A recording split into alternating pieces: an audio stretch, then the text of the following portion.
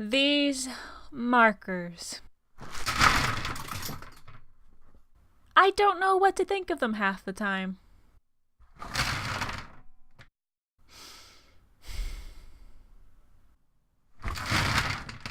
I'm reviewing Blick Studio Brush markers.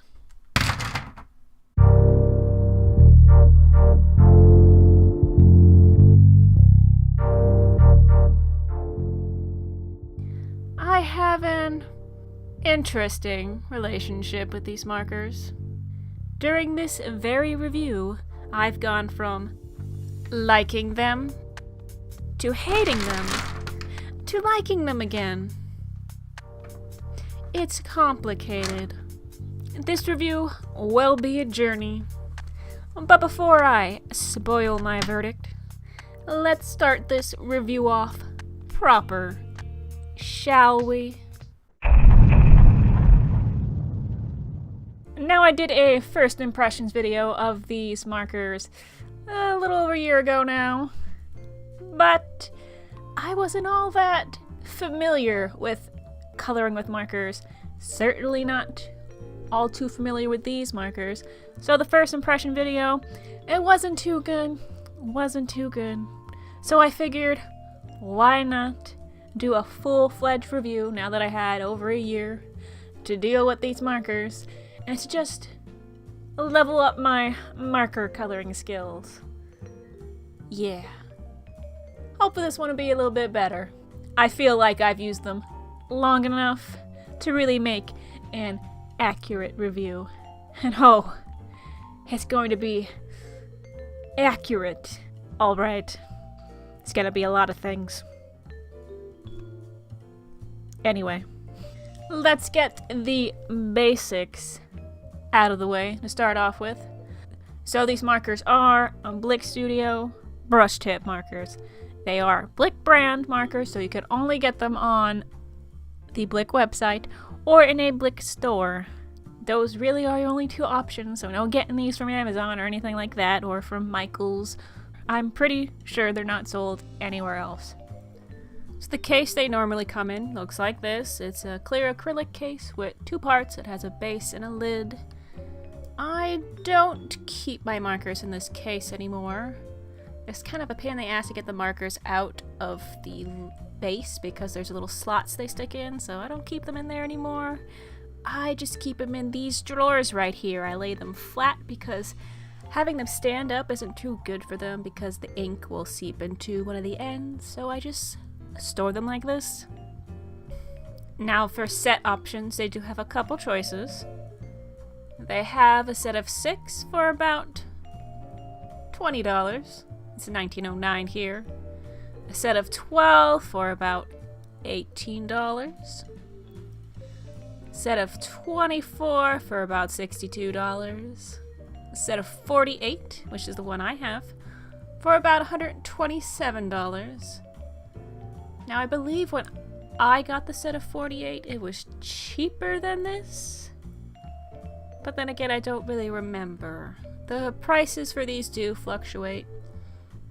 And then for the last set, the set of 96 for about $200. And as for open stock, which is the price per marker without a set, it's about $2.98, so almost $3. Not too bad. Let's just scroll through their color options. Yeah. Ooh, fancy. Now, if you do buy these markers open stock, don't trust the swatches they have on the website because they never actually look like the color.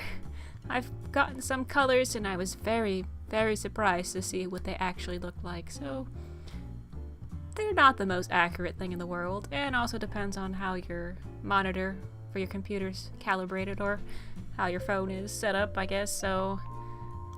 And for comparison's sake, let's go over Copic Sketch real quick. Oh. Lots of sets. So, basically, from this, we got a set of 3 for about $15. A set of 6, well, this set is $38, but the other sets of 6 are $31.44. A set of 6 grays is $38. Oh, there's so much. Just so much going on with these prices. A set of 12 for about $62.88. Set of 24 for $125.76. Then a set of 36 for $188. And then the set of 72 for about $377. Lovely. Unfortunately, I don't have any Copic sketch markers to compare these Blick Studio markers to. But I do have some Prismacolors and some Copic Chows. And by some, I mean 4. No Copic sketch though, because I am too poor for those. But I can compare them to these guys. Yeah. Good enough, right? Right? Please. Yeah. But before we go over the specifics of the markers themselves, just one important thing to note. These markers, they're not refillable, and they don't have replacement nibs. So if that's a deal breaker for you, you should probably keep that in mind for these. I mean, the markers themselves are pretty cheap, but without any ink or replacement nibs, they might just, be a little overpriced in the long run. Now let's get into the markers themselves. Alright, first things first, the barrel. This barrel is an octagon shape. Yes, it's an octagon shape, so it has flat sides on them, so they don't roll away off your desk, which is always nice. And then the lids have these little indentations on the sides of them, so you can pull the lid off a little bit easier than you would if you didn't have them. And as for the nibs, it's double-sided. So we got a chisel tip. It's a chisel tip. Kind of hard to screw up. And I guess you could, but yeah. And then at the tip where the markers get their name from, the brush tip. Fancy. So just as a little comparison, I'll pop out the Copic Chow. So we got the chisel tip on the Chow. Let's take a look. About the same, I mean, yeah. Now for the brush tip, that's a Copic Chow brush tip. Then here is the Blick Studio brush tip. Looks like the Copic Chow one is a little bit pointier. So I'm going to assume that the Copic sketch markers have a similar nib. They also might be a little bit longer. The Prismacolors are also double-sided, but this side is a bullet tip, so not really relevant right now. And then we got the brush tip for Prismacolor. And then here's the Blick Studio one. Oh, Prismacolor one's a lot longer. Maybe a little bit wider too. Interesting. Alright then. So let's do some swatches with these and see how that goes. For the most part, the brush nibs are all pretty similar, though the Blicks and the Copic Chow brush nibs are almost exactly alike. I can't really tell a difference in terms of flexibility and how smooth the color goes down with the nib. The Prismacolor, that nib is a bit different, probably because it's longer and a bit thicker. I noticed that the tip of the Prismacolor is more flexible than the tip of the Blicks or the tip of the Copic Chow there. It is a little bit more flexible. Though Prismacolor's laydown of color seems a little bit rougher. Like, not, I guess not rough, but it's not as smooth as the Blicks. I feel like I have to fight with the paper and the marker just a tad bit more with the Prismacolor. But the Blicks, for the most part, the nib is nice and flexible. Flexible enough. Not too flexible, but not too rigid. So that's good. And the color, like I said, the color laid down is nice and smooth. I don't feel like it's getting stuck on the paper too much or dragging along the paper too much. It's pretty smooth. And as for the chisel nibs, well, they're chisel nibs. Prismacolor doesn't have a chisel nib, so only gonna go off of the Blicks and the Copic Chows. They're pretty similar. It's really hard to mess up a chisel nib, at least in my opinion. I mean, I suppose you could do it somehow. And here is a close-up of the Blick swatches. My orange, light orange color I used for the Blicks was actually dried out really bad, as you can see down there for the chisel swatch. So I just used another color that wasn't dried out, and it looks much better. It's much smoother. I don't know how I didn't notice that while I was coloring with it, but whatever. And here you can see all the other ones too.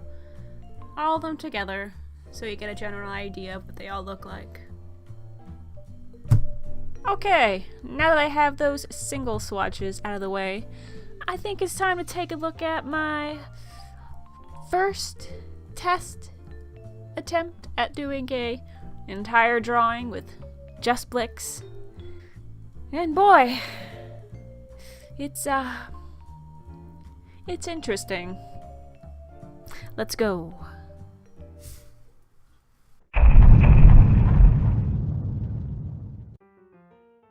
My first attempt was going pretty good at the start. I began with the hair, and I thought it looked decent enough. Mainly because there wasn't a whole lot of blending to do. Then I started coloring the skin, and that's when it all fell apart. I could not get a smooth blend, and it all turned into a blotchy mess. I didn't know what was going wrong. I've used the Blicks successfully before, but every time I've used them for artwork, I paired them with my Prismacolors. So it was either the paper I was using, or that the Blicks just sucked on their own. The paper I was originally using for this first attempt was Canson recycled Bristol board. I thought the paper was the problem, so I figured I start there and test out some blending swatches.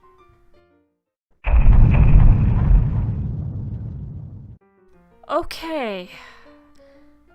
Blending swatches.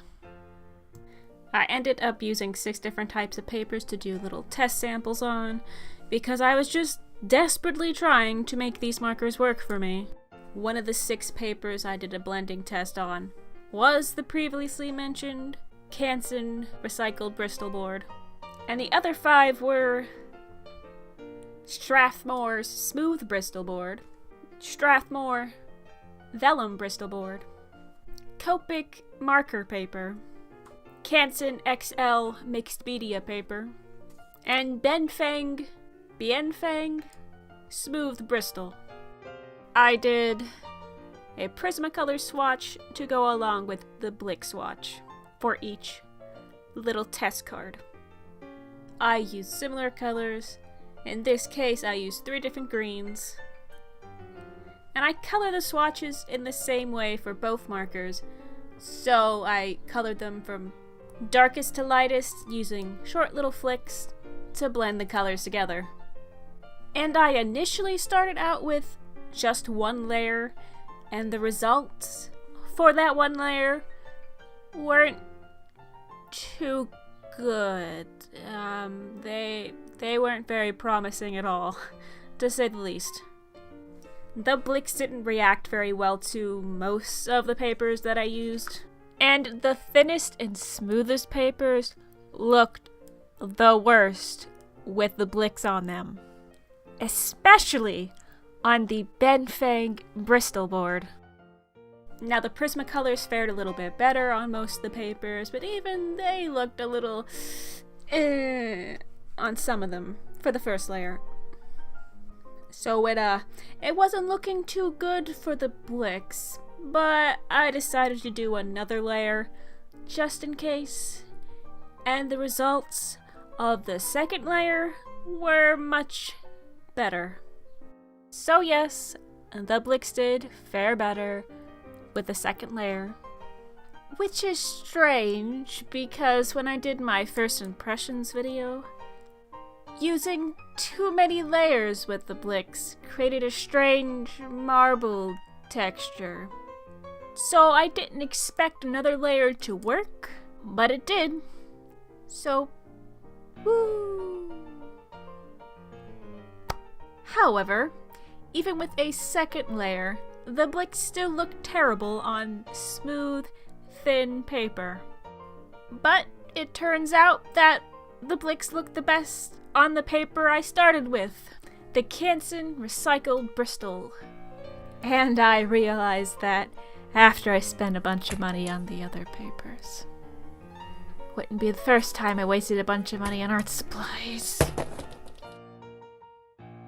So, it's time to go over my second drawing attempt.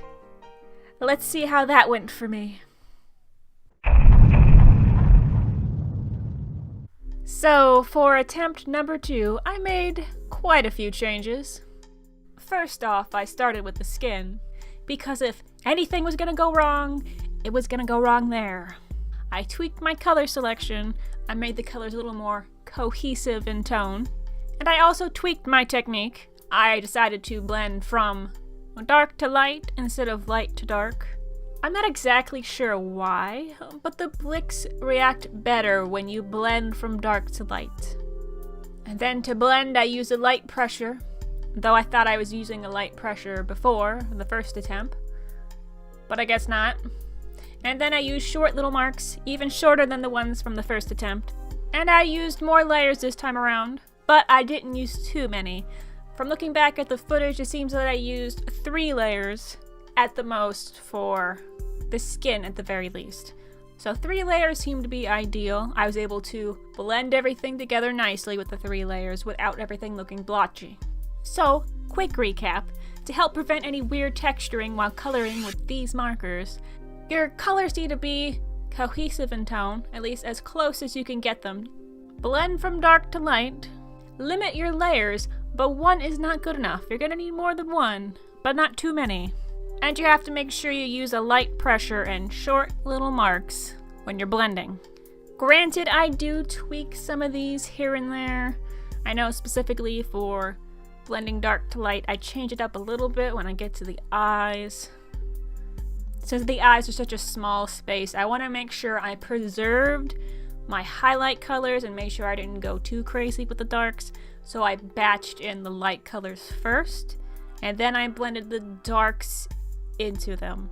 And that did go well. So you can tweak my tips a little bit, but if you do say blend from light to dark, you're probably going to run into more problems and you're more likely to get that weird speckled, blotchy, marble texture if you do go from light to dark. So if you do blend from light to dark, just make sure you don't overblend. Now, unfortunately, all the tips I just gave you won't help if you're not using the right paper. Drawing from both coloring attempts and the blending swatches, it seems to me that the Blicks like a thicker, slightly textured paper. And they hate thin, smooth paper. They just look terrible on it. I'm not exactly sure why that is.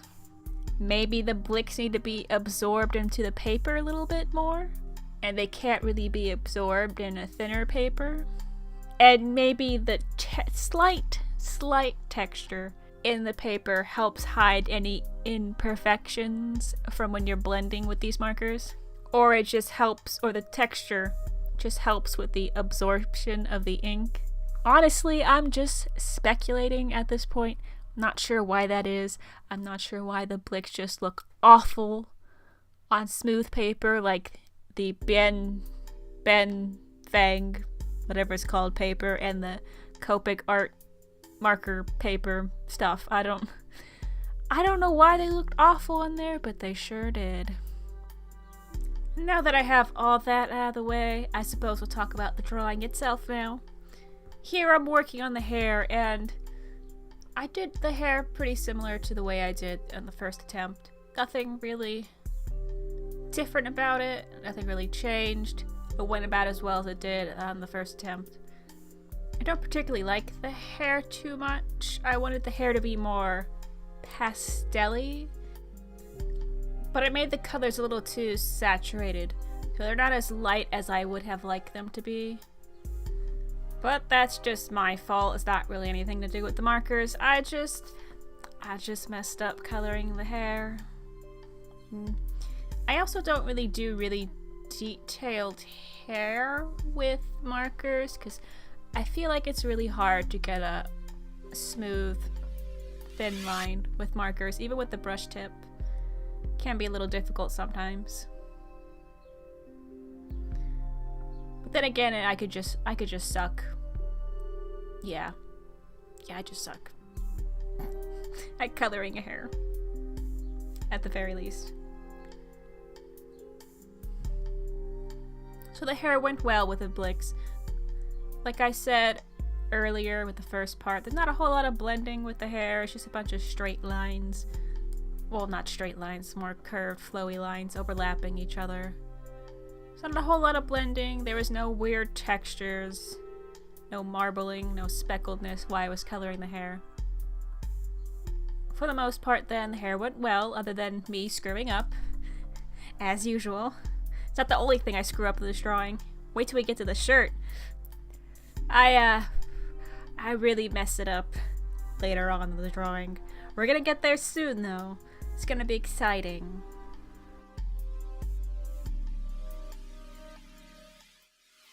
Okay, shirt time. So to start things off, the green that I used was not cohesive to the design at all. It didn't match well with the skin color. It definitely didn't match with the hair. In fact, the hair and the color of the shirt contrasted a lot, since there is really bright colors in the pink and blue hair and the bright saturated colors in the green shirt did not mix well. They did not look good against each other whatsoever. And the cool bright greens did not complement the warm browns and yellows in the skin at all. So I had to desperately find a way to neutralize this green because it was just too saturated, too colorful, and too bright. So I'm like, how do I do that? I already colored the whole shirt. What am I going to do? So I decided on using a 70% gray to neutralize the shirt. Initially I was like, maybe I can color it over with red. Maybe that will work. I mean, the red would be darker, obviously, since it's over the green. And the red wouldn't be as bright as it normally would, since it'd be going over the green, and that would neutralize some of the red, the bright red color. But I was like, that might not work, so I just used the gray. And fortunately, the gray worked to neutralize this color very well. I should have just started with a neutral color to begin with, considering the hair is just so bright and vibrant, and there's two different colors in the hair, and there's not a whole lot of other colors that would match well and complement the hair well while complementing the skin at the same time. So it should have been a more neutral color, nothing really bright or saturated to begin with. But I wasn't thinking that far ahead, and I was just like, ooh, a green shirt would look cool, haha. It did not. So while you're coloring, you should maybe consider color theory while you're coloring along. Don't be like me and just do something dumb and then freak out about how ruined your drawing is. Because I was panicking for like a good hour trying to figure out how to fix this. But I did. And it was a good test of the Blicks too. I was really worried initially adding another layer on top of what I did, because I already had a few layers on the paper to begin with, so I was like, am I gonna get that nasty speckle texture? Oh god. Fortunately, I did not, which surprised me. So I'm assuming I didn't have too many layers on the paper initially, so the gray was able to neutralize the color rather smoothly without getting any weird texture, so that was good. Good job, Blicks. Saved my drawing. And here I'm just coloring the jewelry. I was a little more apprehensive about the jewelry, considering how badly I messed up the shirt beforehand. So I was really trying to choose my colors wisely. I didn't want them to be too contrasting, especially in regards to the skin and the shirt and the hair, specifically the hair and the skin. I didn't want the jewelry to just really contrast the hair and the skin and just look ridiculous. So I whipped out my color wheel and I figured out which colors would most likely look best against the skin and the hair, and I decided on a pink that would look nice against the dark green shirt, and a golden yellow that would be harmonious with the warm browns and the yellowish caramels I used in the skin, while also standing out against the pink and blue hair. And I also made the metal and the face piercings a nice cool bluish gray, just to have small little pops of contrasted color. Just small little ones, not big giant eyesores that just look terrible. Just small little pops of cool color, just to stand out from the warm colors in the face. Okay, so I do have a couple things to mention in this part of the video. First things first, this section is overexposed, so everything looks a bit worse than what it actually does.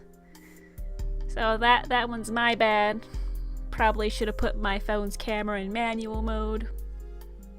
If it even has a manual mode. Pretty sure it does. That's my fault. I'll remember that next time. Though this side view does give a nice detailed shot of the skin in particular. I know I'm coloring the lips right now, but I kind of just want to talk about the skin again. So you can tell that it's not a smooth blend, especially in the forehead. There's some blotchiness here and there. That's partially my fault, specifically in the forehead, because I messed that up while I was coloring it and I ended up using a few too many layers because I didn't put the highlight in the forehead in the right spot and all that nonsense. So it's partially my fault. But you do see some of that same blotchiness texture in other parts of the skin. It's not as bad as the forehead, but it's still there. And for the Blicks, I noticed the blend isn't as smooth as other markers I have used.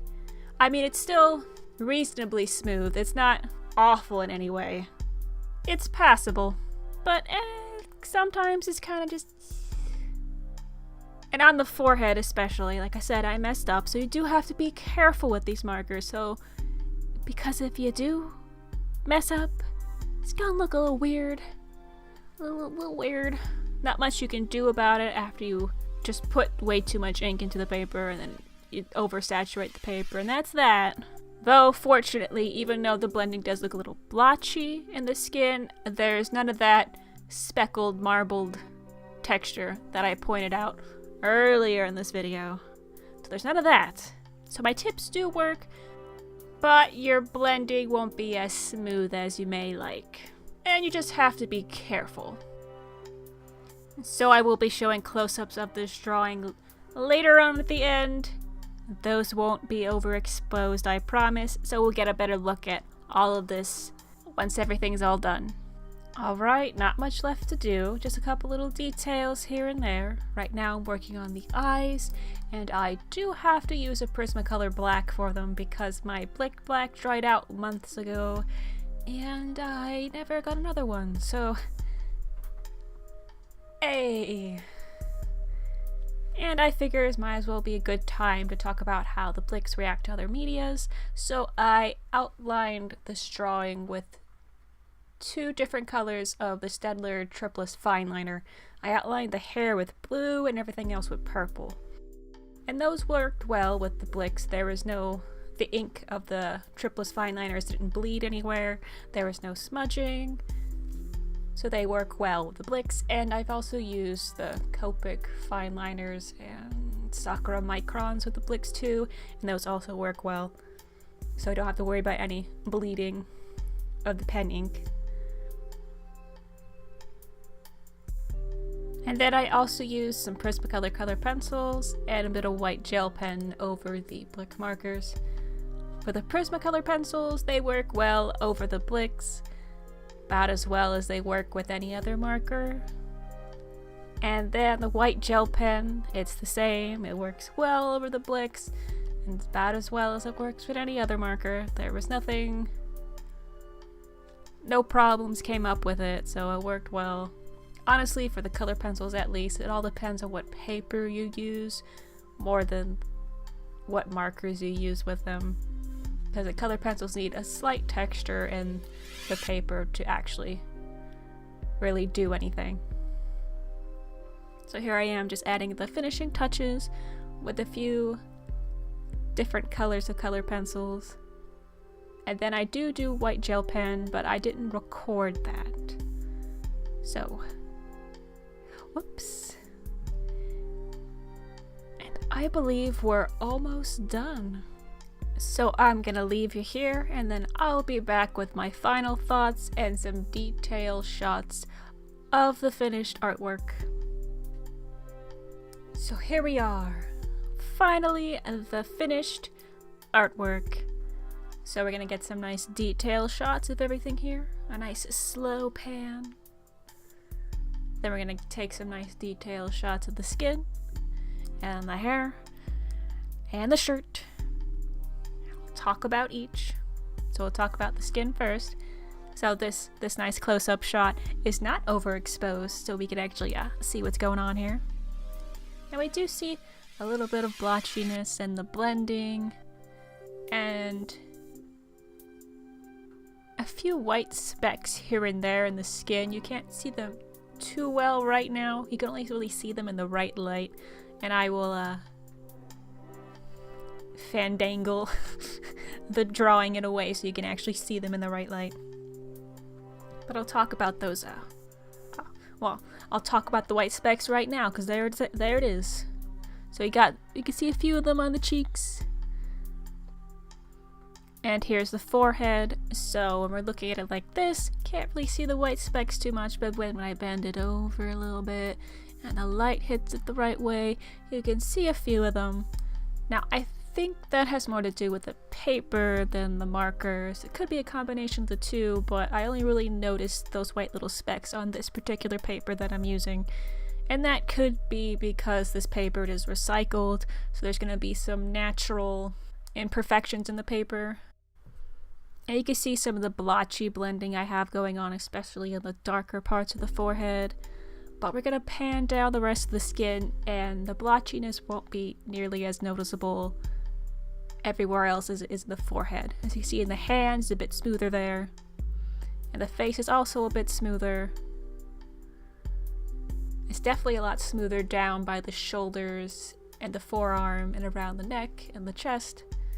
It's all much smoother than the hack job I did up on the forehead. So that's mostly my fault. You will get a smoother blend if you do it the right way. And here's the hair. The hair is pretty smooth. There's not a whole lot of blending in the hair, so you really don't have to worry about any weird texturing or any really blotchiness, since I was using long, straight, well, curved brush strokes. Yeah, brush strokes. It's a brush marker, so brush strokes works. So I was using long strokes in the hair, so No weird texturing or blotchiness in there. Though you will notice, like in some of the darker blue parts, you'll see some of that white speckles from the paper in there too. I think it's just really this paper more than anything else. But the Blicks look the best on this paper, so I'll just have to do with it. You can't really see it unless it's in the right light, so whatever. And here's the shirt. So it looks pretty good considering how many layers I put on it. All the green layers and then the layer of gray over top of it, and then adding the shadows back in over top of the gray. I don't mind the corner. I used a colorless blender there, so that's why it looks weird and blotchy there, because I just want to see what I can get with the colorless blender.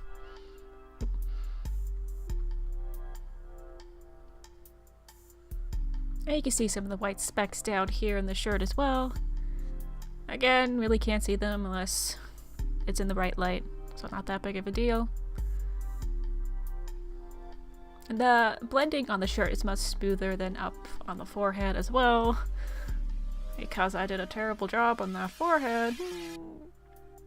And here's the whole finished piece zoomed out.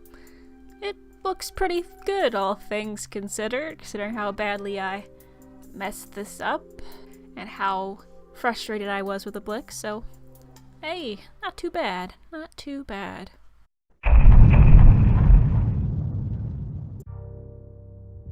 Okay, final verdict time. Drumroll? Drumroll? Yeah. Okay, enough of that. So, final verdict. These markers they're good. They're pretty good. Solid, passable, decent. Not the best I've ever used, but they'll get the job done. I suppose if I were to score this, I'd give it a solid 7 out of 10.